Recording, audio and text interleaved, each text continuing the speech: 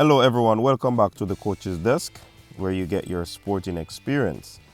And in particular, the track and field enthusiast, I'm here to give you a report on what transpired at the NCAA Outdoor Divisional 1 Championship, which started yesterday. And of course, things kick-started with the males. But before we jump into that, people, thanks for the support. Thanks for subscribing to our channel. Thanks for watching our videos. Thanks for liking. Thanks for the comments down below in the comment section. Really appreciate it. And I must also apologize again for not having the live last Tuesday, because it was a very tough time in terms of connectivity on my part. Hence the reason there was no live, because I didn't want to do the live and it kept jumping on and off. That wouldn't look good, so I opted not to have the live. But you know, next time around it's gonna be lit. It's gonna be a very, very good one, because we have so much to talk about, right? All right, so let's jump into the first day's activity, what transpired at the NCAA Divisional 1 Outdoor Championships. And I'm just going to focus on a few of our Jamaican athletes who actually advanced or who actually won medals. By all indications, though, people, it at the collegiate level, it is actually telling us what is actually happening where our male athletes are concerned. You know what I mean? Because like with the senior ranks, there are issues where male athletes are concerned, especially on the sprinting side. I mean, I was in a conversation some time ago, and it was brought to our attention that, you know, a very golden generation of athletes that were at Calabar High School, when you look at it, only a few of them possibly would have gone on to college. When you look at talented Christopher Taylor, Tyreek Wilson, Dejour Russell, Anthony Carpenter, Javon Francis, you have Michael O'Hara. Many of these athletes opted not to go to college or university, and they probably would be in this thick of things where NCAA is concerned. But I mean, that's just the nature of it. You also have Oblique Seville, who could have gone on to college, but he opted to go pro. But I mean, like I said, persons make their decision, and we have to just love it or leave it. You know what I mean? So let's take on the 110-meter hurdles. We have a Philip Lemonius with a personal best in his semifinal, and he actually ran 13.43 seconds. Damian Thomas, another top athlete, 13.47 seconds in his semifinals. And when you look at the semifinalist, people, it is actually between Philip Lemonius and Damian Thomas. And I certainly believe that this is going to be a humdinger. This is going to be a quick one. Probably looking at a 13.3, 13.2 thereabouts, if not in the 13 teens. But it should be a good one with this big battle up where the hurdles is concerned. Now on the 100-meter side, like I said, Jamaicans are struggling in this event. Actually, only one Jamaica advanced to the Oregon D1 Championship finals, and it's actually Devontae Burnett, 10.12. He came second in his heat. That was enough to get him through to the finals.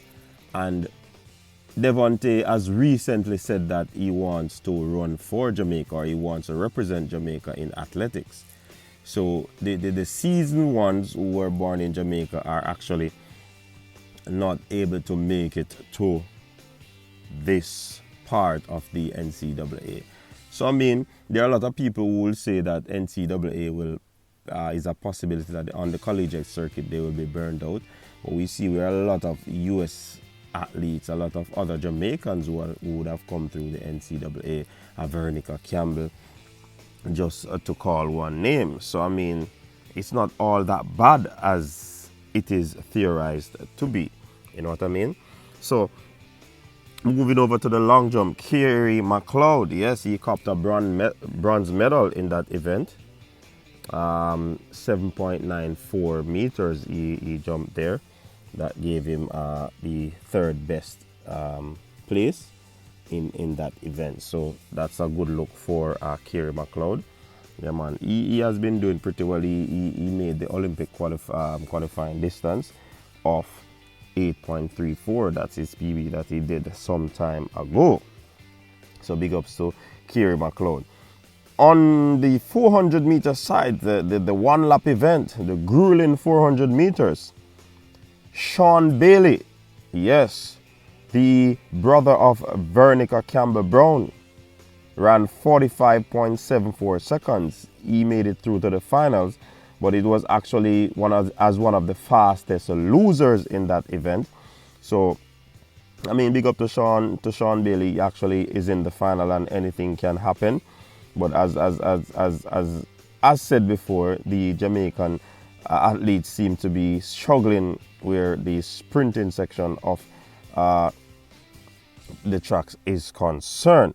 So moving over to the 400 meter hurdles, former Stetsman Leonard Legister, he qualified for the final as well in the 400 meter hurdles in a time of 49.82 seconds, and he's also one of the fastest losers. So I mean, these Jamaicans are scraping through, as some persons would say.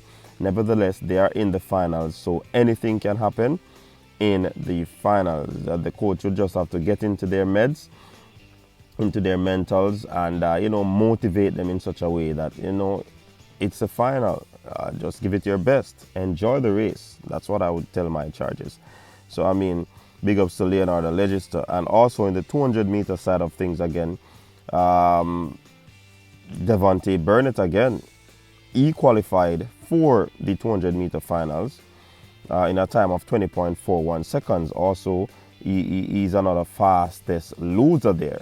So I mean, these athletes are really struggling, and